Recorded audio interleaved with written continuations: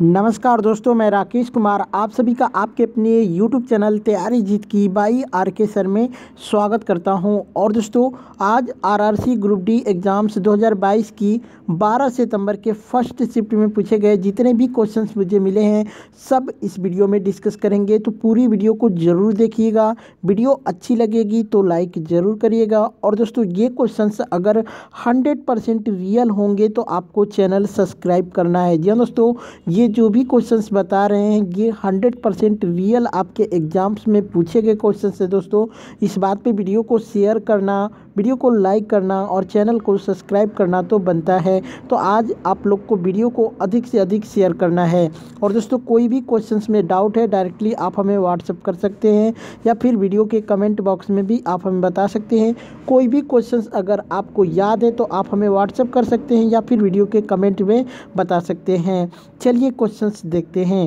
एक क्वेश्चंस आया था दोस्तों कि जैन धर्म को प्रचलित किसने किया था, या फिर ये पूछा था कि जैन धर्म के प्रचारक कौन थे। तो ऋषभ देव, ठीक है, ऋषभ देव को धर्म जो है जैन धर्म का प्रचारक माना जाता है। और दोस्तों, यह जैन धर्म के पहले तीर्थकर थे और जैन धर्म के संस्थापक भी थे ऋषभ देव। और बात करते हैं दोस्तों जैन धर्म के 24वें और अंतिम तीर्थकार कौन थे। तो महावीर स्वामी थे। ठीक है, बाकी क्या पूछा था कमेंट करके बताइएगा आप लोग। ठीक है, चलिए नेक्स्ट क्वेश्चन देखते हैं। एक प्रश्न आया था कि अवतल दर्पण की फोकस दूरी क्या होती है। तो दोस्तों, अवतल दर्पण की जो फोकस दूरी होती है वो ऋणात्मक होती है। और दोस्तों, उत्तल दर्पण की फोकस दूरी जो होती है वह धनात्मक होती है। एक प्रश्न और पूछा था दोस्तों कि अवतल दर्पण की वक्रता त्रिज्या जो है कैसी होती है। तो ये फोकस दूरी की आधी होती है दोस्तों। अदरवाइज इससे क्या रिलेटेड पूछा था बताइएगा। एक प्रश्न और आया था कि अवतल दर्पण का मुख्य फोकस कहाँ पर रहता है। अवतल दर्पण का जो है मुख्य फोकस कहाँ पे रहता है। तो इसका मुख्य अक्ष पर जो है एक ऐसा बिंदु है, मुख्य अक्ष, जो कि अगर ऑप्शंस में रहा होगा मुख्य अक्ष तो आपका राइट आंसर होगा। मुख्य अक्ष पर एक ऐसा बिंदु है जहाँ पर दर्पण के मुख्य अक्ष के समांतर जो है काश किरण परावर्तन के पश्चात मिलती है। तो मुख्य अक्ष जो है आपका राइट आंसर होगा। एक प्रश्न आया था कि मेंडलीफ ने आवर्त सारणी की स्थापना कब की थी। तो दोस्तों, अगर आवर्त सारणी की स्थापना की बात की गई होगी तो दोस्तों ये 1869 में इसकी स्थापना हुई थी। लेकिन एक बच्चे ने पूछा था, बोला था कि मेंडलीफ की आवर्त सारणी को जो है 1972 में ये पूछा था कि मेंडलीफ की आवर्त सारणी को जर्मन जो है पत्रिका में कब प्रकाशित किया गया था। तो अगर ये पूछा गया होगा तो 1872 में जो है जर्मन पत्रिका में इसकी जो है आवर्त सारणी को प्रकाशित की गई थी। बात करते हैं दोस्तों, तो मार्च 1869 में दिमित्री इवानोविच मेंडलीफ ने रशियन केमिकल सोसाइटी के समक्ष एक सारणी पेश की थी। इसे पहली बार आवर्त सारणी माना जाता है। ये पहली जो है आवर्त सारणी मानी गई है। पहली बार आवर्त सारणी तैयार होने के करीब 150 वर्ष बाद यानी 21वीं सदी में इसमें जो है नए तत्वों को जोड़ा गया था। नए तत्व कौन से जोड़े गए थे ये कमेंट करके आपको बताना है। और दोस्तों, इंपॉर्टेंट पॉइंट ये है कि मेंडलीफ की आवर्त सारणी 1872 में जर्मन पत्रिका में प्रकाशित हुई थी। तो कमेंट करके बताइएगा पूछा क्या था। एक प्रश्न आया था कि हीराकुंड बांध जो है किस नदी के तट पर स्थित है। तो अगर ये पूछा गया होगा तो फिर महानदी आपका राइट आंसर होगा। और दोस्तों, ये ओडिशा के संबलपुर क्षेत्र में है। ठीक है, तो इसका राज्य पूछेगा तो ओडिशा हो जाएगा। और दोस्तों, बात करते हैं तो यह विश्व का सबसे लंबा मिट्टी का बांध है। तो इसको भी याद रखिए, यानी मिट्टी से बनने वाला सबसे लंबा बांध है। 1947 में भारत की आज़ादी के बाद ये जो है पानी जो है पानी वाला जो है बड़ी बहुउद्देशीय नदी घाटी परियोजना थी। सबसे बड़ी जो है पानी की बहुउद्देशीय योजना थी आज़ादी के बाद। और इसकी लंबाई जो है दोस्तों, कुल टोटल लंबाई कितनी है बांध की। तो 4.8 किमी या फिर 3 मील कह सकते हैं इसकी टोटल लंबाई। और दोस्तों, ये जो है लक्ष्मी ढुंगरी पहाड़ियाँ जो है बाईं ओर से, ठीक है, यहाँ पे थोड़ा सा मिस्टेक हो गया, बाईं ओर से जो है लक्ष्मी डुंगरी पहाड़ियाँ और दाईं ओर से जो है चंदीली डुंगरी पहाड़ियों में फैला है। और दोस्तों, इस डैम की जो लंबाई है श्रीलंका के क्षेत्रफल के दोगुने से भी अधिक है। तो सोच सकते हैं ये कितना बड़ा होगा। नेक्स्ट क्वेश्चन देखते हैं। एक प्रश्न आया था कि पाचन की क्रिया कहाँ से शुरू होती है। पाचन की जो पहली प्रक्रिया है वो कहाँ से शुरू होती है, तो मुख द्वार से शुरू होती है। और दोस्तों यहाँ पाचन के प्रमुख अंग कौन कौन से हैं मैं आपको बता देता हूँ। तो पहला है मुख, फिर उसके बाद है ग्रसनी, ग्रास नली, अमाशय, छोटी आंत, बड़ी आंत, मलाशय और गुदा। ये सभी क्या हैं दोस्तों, ये अंग हैं जो जिसके जरिए जो है भोजन पचता है। ठीक है, तो अगली शिफ्ट में याद रखिएगा, हो सकता है पूछ सकता है।